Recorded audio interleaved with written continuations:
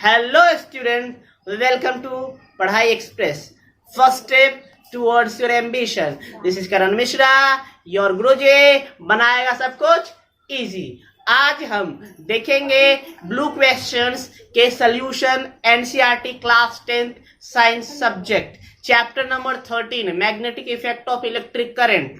तो चलिए स्टार्ट करते हैं।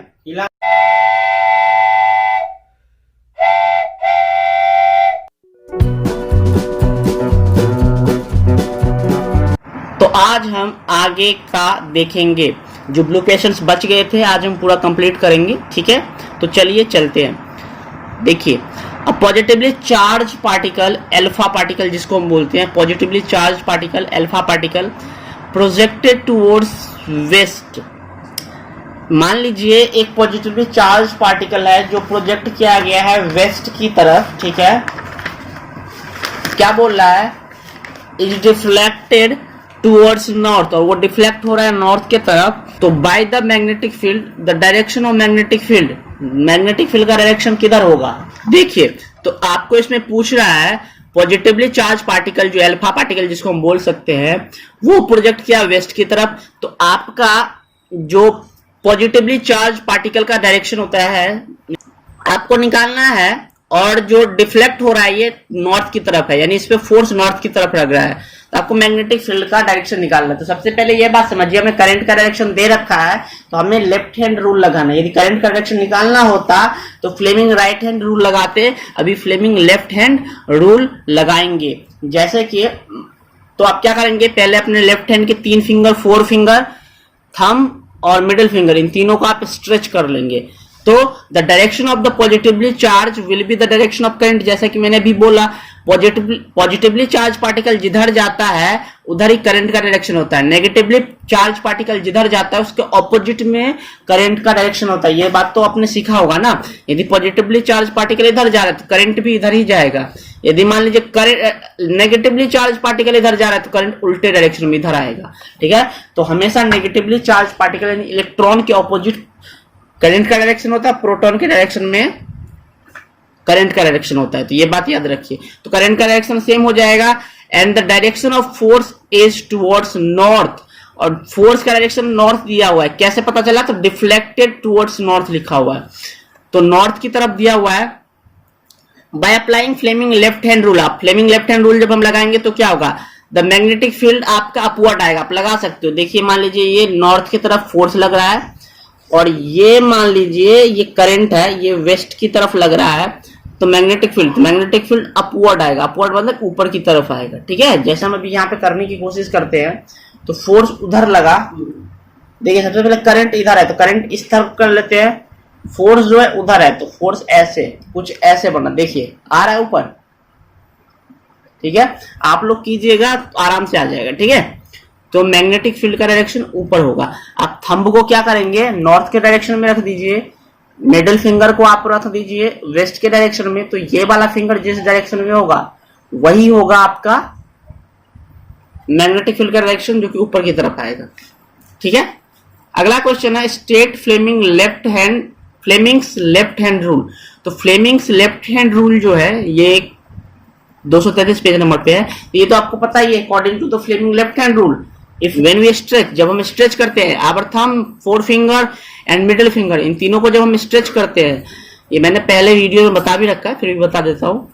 म्यूचुअली परपेंडिकुलर मतलब तीनों एक दूसरे के परपेंडिकुलर होना चाहिए, ऐसे होना चाहिए। देखिए अब ये इसके परपेंडिकुलर, ये इसके परपेंडिकुलर, ये इसके परपेंडिकुलर है, तीनों एक दूसरे के परपेंडिकुलर होना चाहिए। ऐसे अरेंज करेंगे तो each other if middle finger is in the direction of electric current, यदि middle finger इलेक्ट्रिक करंट के डायरेक्शन में होगा, 4 finger in the direction of magnetic field, middle finger electric current के डायरेक्शन में रखना है, 4 फिंगर मैग्नेटिक फील्ड के direction में रखना। तो थंब जिधर जाएगा ना वो होगा डायरेक्शन ऑफ फोर्स, जिधर फोर्स का डायरेक्शन होगा। ठीक है, तो वही लिखा हुआ है जो देन द थंब विल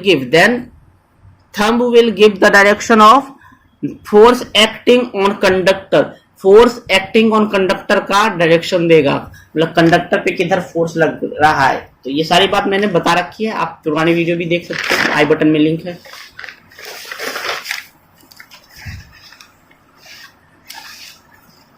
अगला देखिए, what is the principle of motor, ये भी मैंने बता रखा है, पेज नंबर 233 का क्वेश्चन है। तो principle of motor is when a coil carrying conductor placed in a magnetic field it experience a force, उस पे एक फोर्स लगता है और कॉइल ऐसे ऐसे घूमने लगता है। ये बात मैंने इलेक्ट्रिक मोटर में बता रखी है, आप वीडियो देख सकते हो। तो यानी यदि आप कॉइल को रखा हुआ है कहां पे, मैग्नेटिक फील्ड के बीच में, उसमें करंट जाएगा तो ये कॉइल अपने आप ऐसे ऐसे रोटेट करने लगेगा, क्योंकि इस पे फोर्स लगेगा, उस फोर्स के कारण। इसी प्रिंसिपल पे आपका इलेक्ट्रिक मोटर वर्क करता है, ठीक है। अगला है, what is the role of split ring in electric motor. तो स्प्लिट रिंग जो होता है उसको हम कम्यूटेटर भी बोलते हैं। पेज नंबर 233 का ही क्वेश्चन है, the role of split ring या कम्यूटेटर बोल सकते हो। मैंने बोला था ना स्प्लिट रिंग को आप कम्यूटेटर बोल सकते हो, तो ब्रैकेट में commutator. In an electric motor is the reverse direction, वो क्या करता है, करंट का डायरेक्शन उल्टा करने का काम करता है। हर एक हाफ रोटेशन में वो करंट का डायरेक्शन उल्टा कर देता है। Due to this coil rotate continuously, जिसके कारण कॉइल कंटिन्यूअसली रोटेट करता रहता है। यदि वो डायरेक्शन चेंज नहीं करता तो कॉइल कंटिन्यूअसली रोटेट नहीं कर पाता। तो इसका मेन फंक्शन है reverse the direction of current, ये आपका आंसर हो गया, reverse the direction of current. Explain different ways to induce current in a coil, किसी भी कॉइल में करंट को इंड्यूस करने के लिए क्या करेंगे, पेज नंबर 2। तो डिफरेंट वेज क्या क्या है, तो पहला वे है there should be relative motion. आपको पता है यदि करंट आपको इंड्यूस करना है तो कोई भी किसी भी चीज में, तो मैग्नेटिक फील्ड और उसके बीच में क्या होना चाहिए, रिलेटिव मोशन होना चाहिए। मैंने बताया हुआ है, जैसे मान लीजिए ये मैग्नेट है, तो इसके बीच में यदि मान लो ये नॉर्थ पोल है, ये साउथ पोल है, इसके बीच में यदि वायर लाए तो इसको ऊपर नीचे करोगे तो इसमें करंट रहेगा। रिलेटिव मोशन होना चाहिए, यदि आपने ऊपर नीचे करना बंद कर दिया तो करंट नहीं आएगा। तो जब तक मोशन रहेगा तब तक उसमें करंट रहेगा, कॉइल और मैग्नेट के बीच में जब तक मोशन रहेगा, ठीक है। करंट कैरिंग कंडक्टर और कॉइल के बीच में एक रिलेटिव मोशन होना चाहिए। मान लीजिए यहाँ पे करंट कैरिंग कंडक्टर है, सोलेनॉइड मान लीजिए, और यहाँ पे कोई वायर है कंडक्टर, इन दोनों में मोशन होगा ना जब तक, तभी तक उसमें करंट आएगा, ठीक है। There should be change in current conductor place near it. मान लो दो कंडक्टर है आपके पास, अब ये दोनों एक बैटरी से जुड़ा है तो इसमें तो करंट होगा ही, ऑब्वियस सी बात है। ये बैटरी से नहीं जुड़ा है तो इसमें यदि करंट चाहिए तो आपको क्या करना है, इसमें मान लो गैल्वेनोमीटर आपने यहाँ पे लगा रखा है, तो इसमें बैटरी है तो इसमें करंट होगा। इसका करंट जब जब चेंज करोगे तब तब इसमें भी करंट इंड्यूस्ड होता है, ठीक है। जब जब आप इसमें करंट को चेंज करोगे इसमें भी ऑटोमेटिकली करंट इंड्यूस्ड होगा। तो वही चीज यहाँ पे लिखा हुआ है। Question number 15, state the principle of an electric generator. Page number 237 का क्वेश्चन है, ठीक है। मतलब प्रिंसिपल पूछ रहा है आपका इलेक्ट्रिक जनरेटर का। तो जब कॉइल को मैग्नेटिक फील्ड में रखते हैं और उसमें मैग्नेटिक फील्ड को चेंज किया जाता है तो इलेक्ट्रिक करंट वहां पे प्रोड्यूस होता है। चेंज करने का मतलब है दोनों में रिलेटिव मोशन होता है तो उसमें करंट प्रोड्यूस होता है। रिलेटिव मोशन मतलब एक दूसरे के रिलेटिव में मोशन होता है तो उसके कारण वहां पे मैग्नेटिक फील्ड चेंज होता है और वहां पे इलेक्ट्रिक करंट प्रोड्यूस होता है। Name the some sources of direct current. Page number 237 का क्वेश्चन है, some sources. Battery, DC generator, solar cell, ये सारे डायरेक्ट करंट पे वर्क करते हैं। डायरेक्ट करंट क्या होता है, तो वैसा करंट जो हमेशा एक ही डायरेक्शन में फ्लो करता है उसको डायरेक्ट करंट बोलते हैं, ठीक है। तो वो इनके सोर्सेज ये है। Which sources produce alternate current? Alternate current कहां से प्रोड्यूस होता है, तो एसी जनरेटर, ऑसिलेटर, तो ये हो गया आपका ऑल्टरनेटिव करंट प्रोड्यूस करने के sources. Choose the correct option, आपको करेक्ट ऑप्शन चूज करना है। A rectangular coil copper wire, मतलब कॉपर वायर का एक कॉइल है rectangular, rotate in a magnetic field, the direction of the induced current change once in each half rotation. ये मैंने बताया हुआ था, यदि आप एक कॉइल है मैग्नेटिक फील्ड के बीच में तो ये जब हाफ रोटेशन करता है ना तो एक करंट की डायरेक्शन चेंज हो जाती है, तो हर एक हाफ रोटेशन में। तो यही लिखा हुआ है।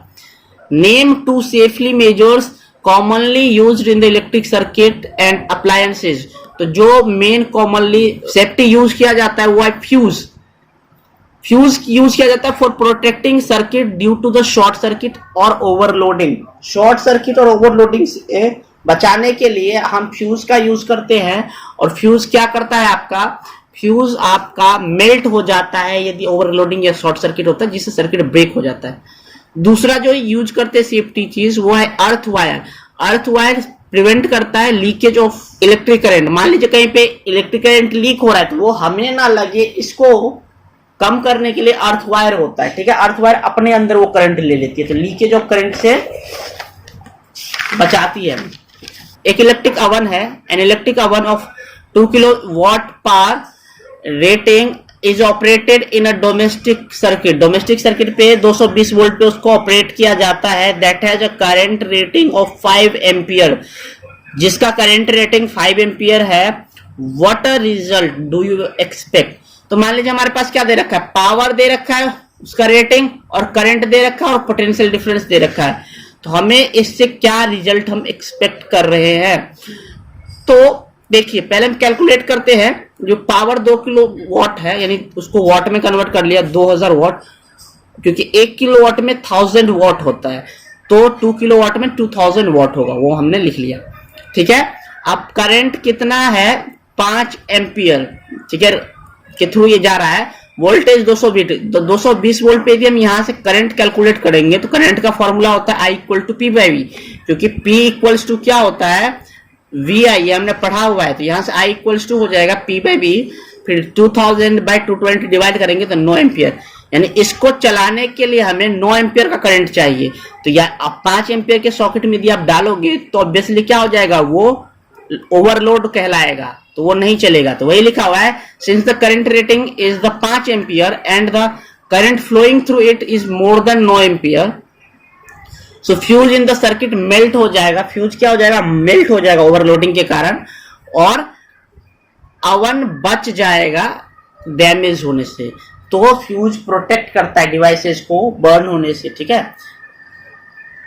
What precaution should be taken to avoid the overloading of domestic circle. क्या क्या प्रिकॉशन लेना चाहिए हमें टू अवॉइड, तो to avoid overloading we should not connect too many appliance in a single socket. हम लोग क्या करते हैं, एक सॉकेट में बहुत सारे अप्लायंस लगा देते हैं, ऐसा नहीं करना चाहिए, जैसा कि आप अभी देख सकते हो, ठीक है, ये गलत है।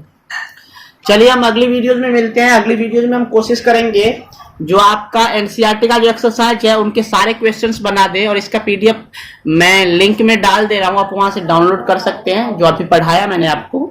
और इधर मैं लाइफ प्रोसेस का कंटिन्यू करूंगा। आप बताइए आपको क्या, कौन सा चैप्टर चाहिए, वो आप कमेंट कर दीजिए, तो नेक्स्ट वही चैप्टर बनाएंगे। Thank you so much.